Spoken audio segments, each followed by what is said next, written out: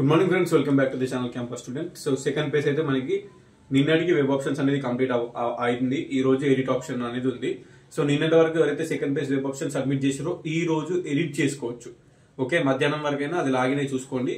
Normal గా చూపిస్తుంది edit చేసుకోనికి.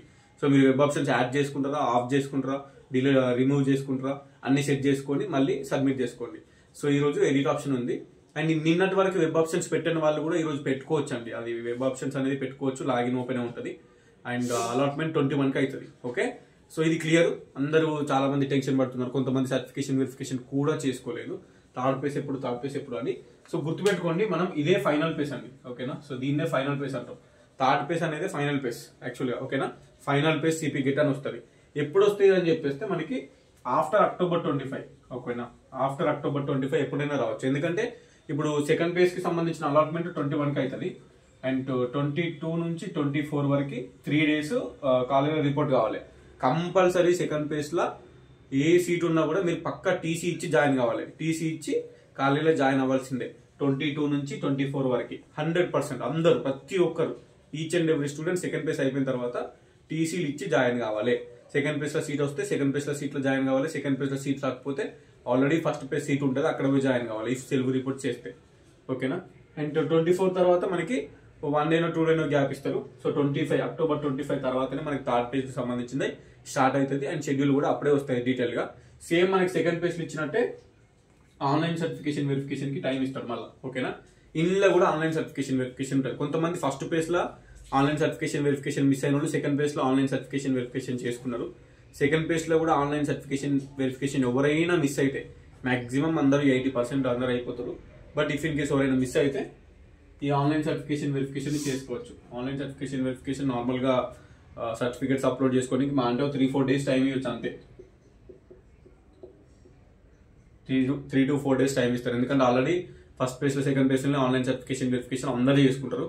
But ఎవరైనా చేసుకునే వాళ్ళు ఉంటే, సర్టిఫికేట్స్ అప్రూవ్ కాలేదు, సర్టిఫికేట్ టీసీ లేకనో మెమో లేకనో అది రిజెక్ట్ అయింది, లేదా చేసుకోలేదు అనుకున్న వాళ్ళు ఆన్లైన్ సర్టిఫికేషన్ వెరిఫికేషన్ చేసుకోవచ్చు.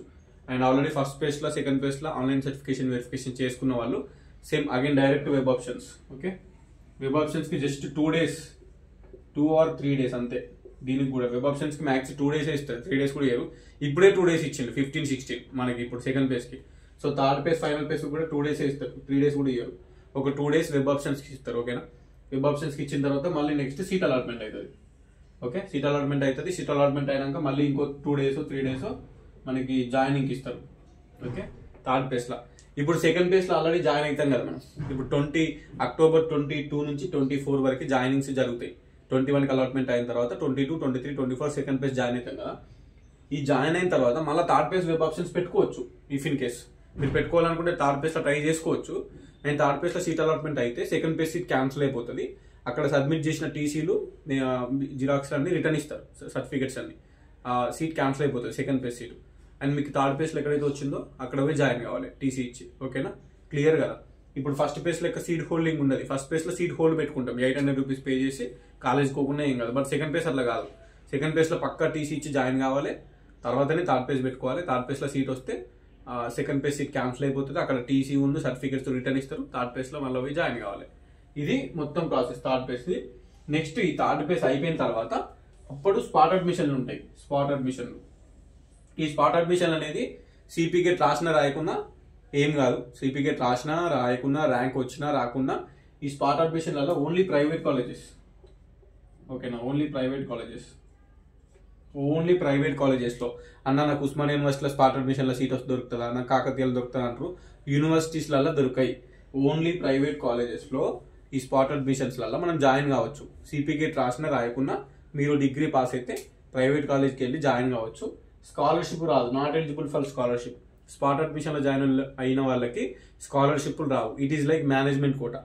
మేనేజ్మెంట్ కోటా అంటే డబ్బులు మొత్తం మీరే కట్టుకోవాలి. ఆ కోర్స్ కి పర్ ఇయర్ కి 30,000 ఉందంటే 2 years కి 60,000 మీరే కట్టుకోవాలి. గవర్నమెంట్ నుంచి నాట్ ఈవెన్ సింగిల్ రూపీ కూడా రాదు. And you're not eligible to apply for Telangana ePASS scholarship. Okay, so spot అడ్మిషన్లలో ఎవరో ఒకరు నార్మల్ జాయిన్ అవుతారు మేనేజ్మెంట్ కోటాలది. ఓకే, ఇది ఎప్పుడు థర్డ్ పేజ్ అయిపోయిన తర్వాత, మనకి థర్డ్ పేజ్ అయిపోయిన తర్వాత అప్పుడు స్పాట్ అడ్మిషన్లకు సంబంధించి జరుగుతాయి అన్నట్టు. డేట్స్ ఇస్తారు, ఆ డేట్స్ లోపు స్పాట్ అడ్మిషన్లు జరుగుతాయి. ఫస్ట్ పేజ్ లో, సెకండ్ పేజ్ లో, థర్డ్ పేజ్ లో ఈ 3 పేసులలో సీట్ రాని వాళ్ళు ఇక స్పాట్ అడ్మిషన్లలో ఏదైనా ప్రైవేట్ కాలేజ్లో జాయిన్ కావచ్చు. బట్ స్కాలర్షిప్లు రావు. సో స్కాలర్షిప్లు రావు కాబట్టి మీరు మాక్సిమం సెకండ్ పేస్లో కానీ థర్డ్ పేస్లో కానీ సెట్ అయిపోవాలి. మళ్ళీ స్పాట్ అడ్మిషన్ల దాకా పోకూడదు, ఎందుకంటే scholarship is very very very important. Okay.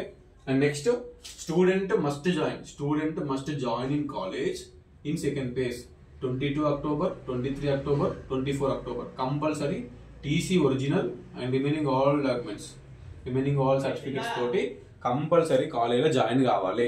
ఓకేనా. స్టూడెంట్ కంపల్సరీ October 20 నుంచి 24 వరకు కంపల్సరీ 100% జాయిన్ కావాల్సిందే. ఓకేనా. సెకండ్ పేజ్ సీట్ అలాట్మెంట్ అయిన తర్వాత సెకండ్ పేజ్లో సీట్ అలాట్ అయితే ఫస్ట్ పేజ్ సీట్ క్యాన్సిల్ అయిపోతుంది అండ్ సెకండ్ పేజ్లోనే జాయిన్ కావాలి. సెకండ్ పేజ్లోనే పక్కా జాయిన్ కావాలి, ఫస్ట్ పేజ్ సీట్ క్యాన్సిల్ అయిపోతుంది. అండ్ అక్కడ సబ్మిట్ చేసిన సర్టిఫికేట్స్ ఒకవేళ సబ్మిట్ చేస్తే అవి రిటర్న్ తెచ్చుకోవాలి, మళ్ళీ ఇక్కడ జాయిన్ కావాలి సెకండ్ పేజ్లో. అండ్ సెల్ఫ్ రిపోర్ట్ చేసిన వాళ్ళు ఎవరైతే ఉంటారో కాలేజీలో జాయిన్ కాని వాళ్ళు నార్మల్గా మీరు సెకండ్ పేజ్లో వేరే సీట్ వస్తే అక్కడ పోయి జాయిన్ కావాలి. సెకండ్ పేజ్లో వేరే సీట్ రాకపోతే మీరు ఆల్రెడీ సెల్ఫ్ రిపోర్ట్ చేసి ఆన్లైన్లో కాబట్టి ఫస్ట్ పేజ్ సీట్ ఉంటుంది, అక్కడనే పోయి జాయిన్ కావాలి. క్లియర్ కదా. సెకండ్ పేజ్ అలాట్మెంట్ మనకి October 21 అయిన తర్వాత కంపల్సరీ 22, 23, 24 ఎట్టి పరిస్థితుల్లో అందరు జాయిన్ కావాల్సిందే. There is no chance, there is no other way. ఓకేనా. సో మళ్ళీ జాయిన్ కాకపోతే సెకండ్ పేజ్లో టీసీలు ఇచ్చి జాయిన్ కాకపోయారు అనుకో, ఆ సీట్లు క్యాన్సిల్ అయిపోతాయి October 24 తర్వాత. క్లియర్ కదా, అర్థమైంది కదా. అండ్ క్యాంపస్లో సీట్ వచ్చింది అనుకో సెకండ్ పేజ్లో, మీకు స్కాలర్షిప్ అప్లై చేసుకోనికి మెసేజ్ వస్తుంది. ఉస్మానియా మెయిన్ సబ్ క్యాంపస్లో సీట్ వస్తాయి. రిమైనింగ్ యూనివర్సిటీస్లో కాకతీయ కానీ తెలంగాణ కానీ ఇంకా వేరే యూనివర్సిటీలో సీట్ వచ్చింది అనుకో సెకండ్ పేజ్లో మెయిన్ క్యాంపస్లో మీకు హాస్టల్ ఇస్తారు. సెకండ్ పేజ్ వచ్చిన వాళ్ళకి హాస్టల్ ఇస్తారు, టెన్షన్ అవసరం లేదు. ఇది క్లియర్. ఇంకా ఏమైనా డౌట్స్ ఉంటే కింద కమెంట్ చేయండి. సెకండ్ పేజ్ అనేది అయిపోయిన తర్వాత థర్డ్ పేజ్ స్టార్ట్ అవుతుంది. సెకండ్ పేజ్ ఎప్పుడు అయిపోతుంది? October 25 ఆ టైం వరకు అయిపోతుంది. 25 తర్వాత మనకి ఇది స్టార్ట్ అవుతుంది. ఈ లొల్లి మొత్తం అయిపోయి థర్డ్ పేజ్ అయిపోయి ప్రశాంతంగా మీరు అందరు ఎక్కడో అక్కడ హాస్టల్లో సెట్ కావాలంటే మీకు నవంబర్ సెకండ్ వీక్ వరకు అనుకోదు. ఓకేనా. సో నవంబర్ అయిపోతుంది. November 10 వరకు 15 వరకు అందరూ హాస్టల్లో ఉంటారు. థర్డ్ పేజ్ కూడా అయిపోతుంది, అన్ని ప్రశాంతంగా ఉంటారు. సో నవంబర్లో మీరు వస్తారు అన్నట్టు క్యాంపస్లకి హాస్టళ్ళకి. అండ్ క్లాసులు స్టార్ట్ అయితే అని టెన్షన్ పెట్టుకోకండి, బికాస్ క్లాసులు స్టార్ట్ అయినా కూడా కాలేజీలలోకి ఎవరు రారు.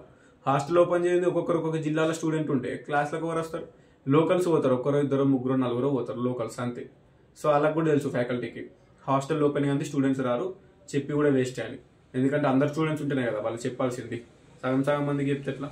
సో టెన్షన్ పడాల్సిన అవసరం లేదు. కంపల్సరీ హాస్టల్ అనేది ఓపెన్ అయిన తర్వాతనే మనకి క్లాసులు అనేవి అసలైన క్లాసులు నడుస్తాయి.